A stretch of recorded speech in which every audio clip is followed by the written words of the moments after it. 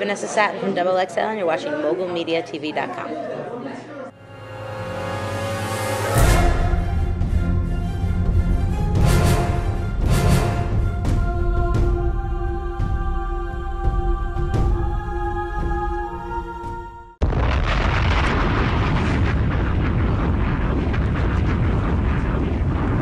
Ladies and gentlemen, Mogul Media TV, this is the site for entrepreneurs. We have a female entrepreneur who's doing a lot of big things. Introduce yourself.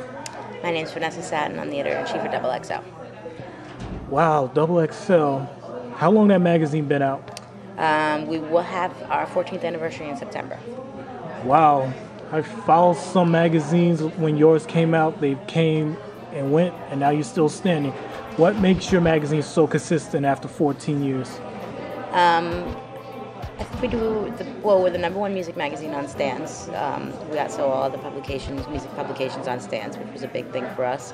That's been going on for a while. I think the thing was when the recession hit, we did a good job of figuring out how to survive with budget cuts, and we had a strong book that we kept on putting out, and were able to sustain in a kind of crumbling industry, or two crumbling industries, hip hop and magazines, and we were just able to keep it going based on hard work and I think just the right decisions.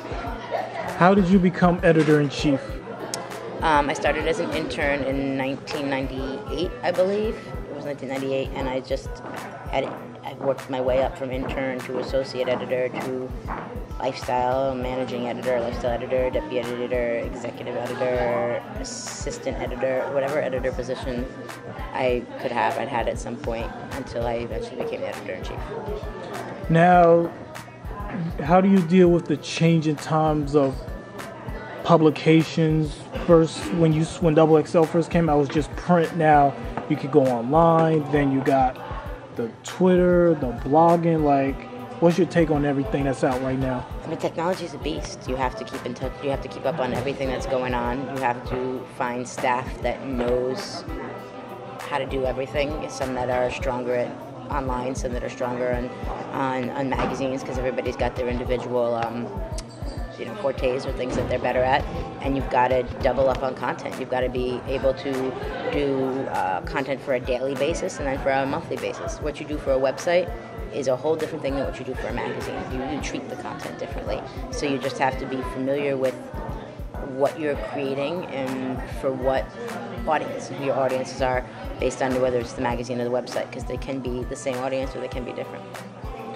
And since we're here on Women on the Move, you got the first Women on the Move award. I got the first annual Women on the Move for their 5th anniversary. I'm shocked. I'm completely honored, definitely, many times over, and shocked. And I think it's a beautiful thing because this is an industry where it's not as often that women support each other, or just in general.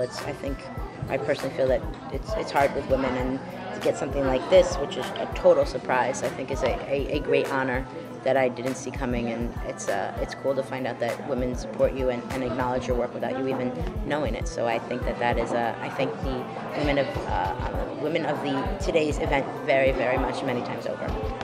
What is an entrepreneur, and what does it mean to you? I don't know. I never really even thought about myself as an entrepreneur because I felt like that was more of a business title. So entrepreneur goes kind of hand to hand with money to me, and I could be totally wrong about that. I guess entrepreneur is, and also the same thing, is that you're doing your thing, you're working on whatever specific task or career that's at hand that you're working on, and you're doing it to the fullest. And I think that, I mean, everybody's here for a different reason, maybe multiple reasons. And if whatever it is that you're going as hard as you possibly can for it, you're an entrepreneur. You know what I mean? Like that's what it takes. It takes hard work and diligence and smarts and just a whole bunch of other right stuff and ingredients to put you all together and to make that right figure that'll really move and make a difference.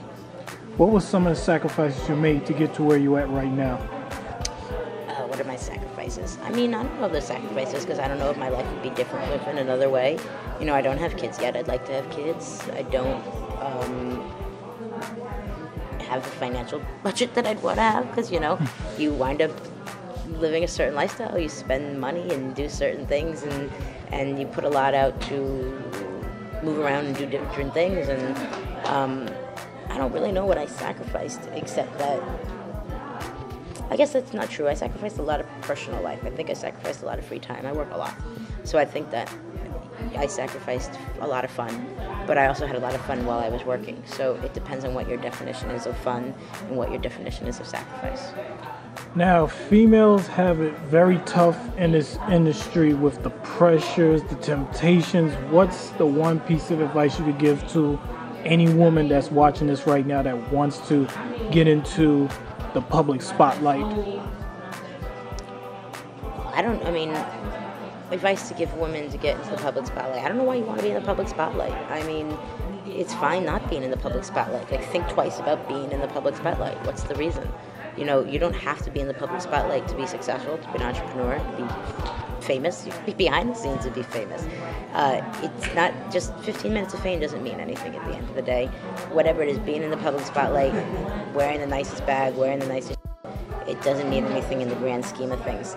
I think that you got to think a little bit more long term. It doesn't have to be like what your 5-year goal is, but in the long term of things, everything that you've put into everything you've done, how much of an impact is that going to make in who you are and into your career or your life in the longevity of things. You got to be prepared to work and put that work in, and you might lose some things along the way, but I think what you're going to gain might be worth it. I'm hoping. I'll let you know. Is there any way people could reach out to you? Sure. You can reach me at the XXL staff. We're XXL at harris-pub.com.